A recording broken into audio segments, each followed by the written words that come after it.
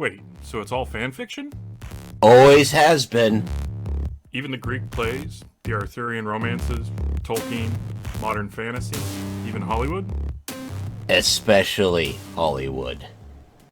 Hello, my name is Garvin, and I read things and chatter about them on the internet for your entertainment. So, this video is a request, which was made after I had a discussion with some friends about how a lot of the media we consume could actually be considered fan fiction, and how humanity has been actually writing fan fiction for, well, longer than we've been writing, honestly. Before I go zooming down this rabbit hole like a greased weasel, let me define my terms. When I say fan fiction, I am talking about a written work that is made by someone who is usually a fan of another work, although there are people who write fan fictions about works they hate, but I'm not going to get into that. And those fan fictions feature characters or setting elements from that pre-existing work. If you ever looked at fan fiction, you would know those characters, however, can be greatly changed.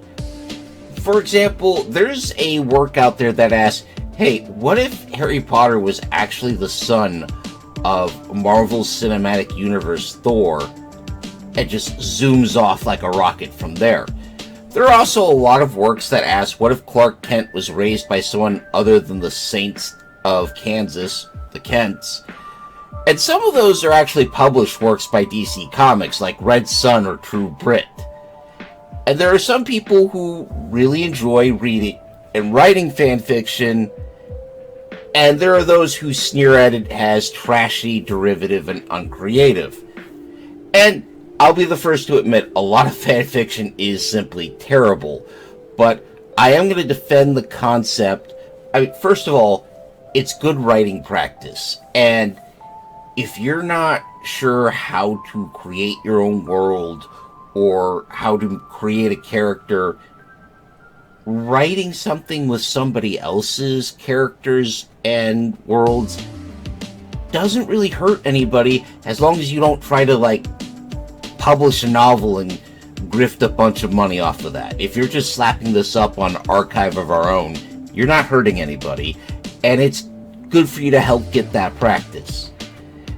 And honestly, we should be encouraging things that get people of any age to write and read and start thinking about what makes a good story. On top of that, as I mentioned earlier, fan fiction has a very long history.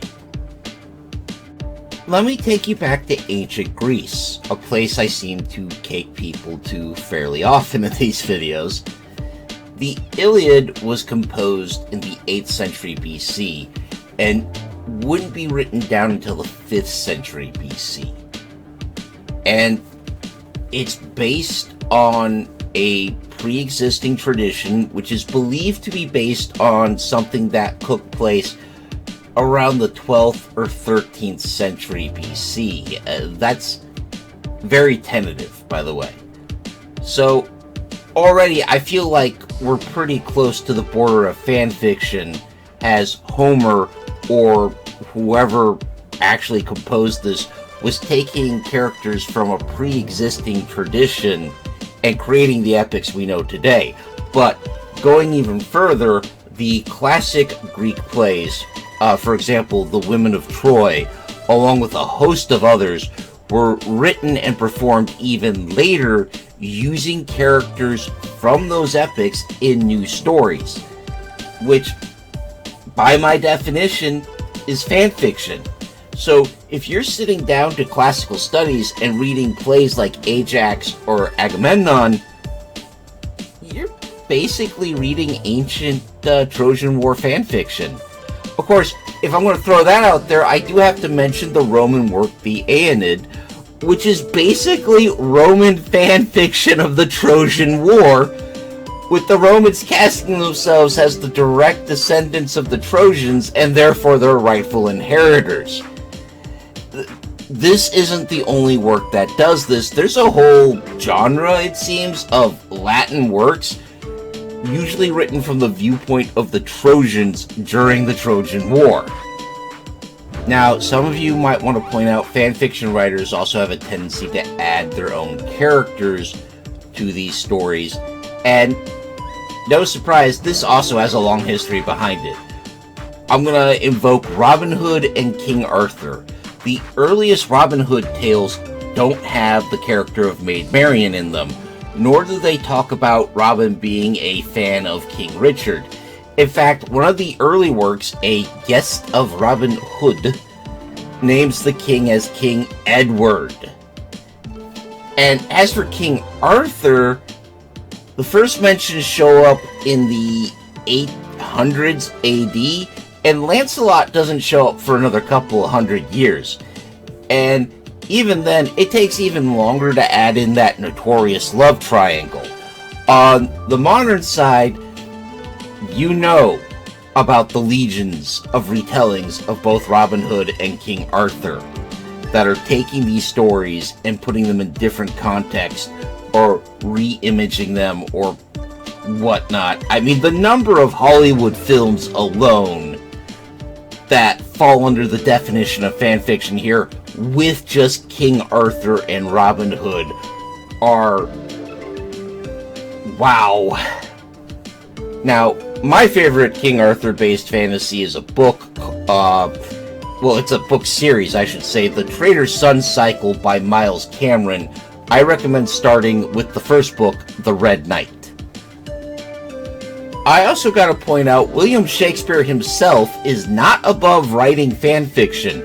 Romeo and Juliet was based on an Italian story by Matteo Bandello, who wrote The Tragic History of Romulus and Juliet. Mr. Bandello may have also written the novel that Much to Do About Nothing was based on as well. Shakespeare also based Othello on another novel named, oh boy, Gili Hectotomini by Cinthio. I'm gonna put that up on screen because I'm not confident in that pronunciation at all. But honestly, it seems to me like Shakespeare was a fan of Italian dramas because he uses a lot of them.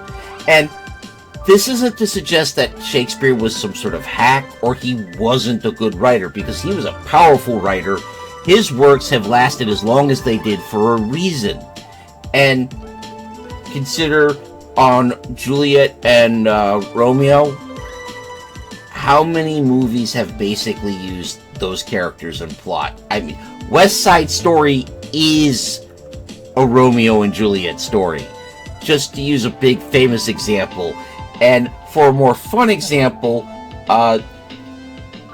if you remember the Disney cartoon Gargoyles from the 1990s, it not only did its own fan fiction of Macbeth, the Shakespearean play, it even has an episode where Macbeth and King Arthur throw down over Excalibur in Central Park in the middle of modern New York City. And I dare you to tell me that's not fan fiction to its very core. Moving forward, we have Dracula by Bram Stoker, which, I mean, first of all, Stoker heavily based this on Eastern mythology and history. He basically pointed to a real dude and said, him, that guy. What if he was an immortal, undead, blood-sucking terror? And hilariously enough, Dracula got its own fanfiction within months of its release with the published Icelandic work Powers of Darkness. And the first half of that, by the way, is just amazing. The second half is really disappointing. It feels like the author just gave up. But I am going to suggest you read Powers of Darkness, and if anyone out there wants to swoop in and give Powers of Darkness the ending half it deserves, please, you will be doing a service to all of us. On a more mediocre fanfiction level, there's Dracula in Istanbul, which was also a published novel. And it's, like I said, it's mediocre. It's a beat-for-beat retelling of the original story, except everyone is a Muslim instead of a Christian, and they don't go to London, they go to Istanbul. Which is fine. But that's not enough of a twist. Give me some extra spice, dude. You went to all this trouble to rewrite the story. Give it a kick. Speaking of mediocre, this is another work that Hollywood has fanfiction near to death, right? How many Dracula movies have there been made? I'm gonna play a game here. This video was released at the end of January 2025. If you are watching this video in the future, please put down in the comments how many more Dracula movies have been made. Thank you. Professor Tolkien himself based his work heavily on Northern European mythology, starting with the question, what if Anglo-Saxon England had developed a mythology like Germany or the Norse or Finland? He would later state he abandoned the idea of trying to manufacture a mythology for England, but I'm going to argue if we look at the sheer number of people who take their writing cues from his work, how much he's affected the entire genre of fantasy, and just how intensely his work has slammed into English-speaking culture, the professor succeeded beyond his wildest dreams. As for his best friend C.S. Lewis, come on guys, I love Narnia, but it's basically built around the concept of, what if Jesus was actually a lion? And of course, when we look at the modern day, well, I've been pointing out Hollywood's legion of fanfiction works, which range from God-forsakenly awful to blessedly brilliant. But to be fair, it's not just Hollywood that does this. Let me give an example on the written side. Dennis McCarran wrote the Silver Call duology as a fanfiction sequel to Lord of the Rings. And just as an aside, while I think McCarran has done good work, Lord of the Rings has no sequel. It needs no sequel. You can fight me. The Tolkien estate agreed with me and told him thanks but no thanks. And that madman's response was to write the Iron Tower trilogy so that the Silver Call would make sense and release it all as his own fantasy universe with deep earth-dwelling giants and fantasy Mongols. And he did that before, George R.R. Martin did. He's not the only one who did something like that, though. Science fiction is also full of fanfics. A lot of them are fanfictions of Star Wars or Star Trek, and Star Wars itself is very much a fanfiction style mashup of old pulps like, Flash Gordon or Buck Rogers, and has a lot of elements of great cinema like the Hidden Fortress mixed in. So, even Star Wars can be considered fanfiction in a way. From a certain point of view. So, what am I telling you here? I'm telling you it's all fanfiction, all the way down, and always has been. From the beginning to the modern day, even the biggest, greatest writers have engaged in fanfiction. So maybe cut that poor fanfic writer some slack. That said, please feel free to give some constructive criticism on the mechanics of the writing, because that's how you grow. Also, to those of you who are writing, that's not an excuse to just copy-paste stuff. Put yourself in the work. Give it your own spin. Get some spice in there. Alright? Mix and match something. Do something crazy. That's how you help the genre grow, whatever genre you're writing for.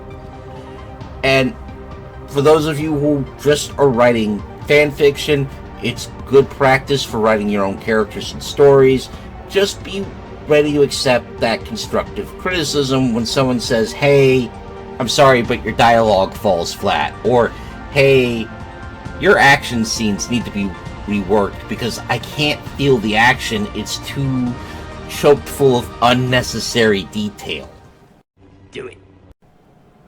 On that note, I think this is a good place to stop for the week.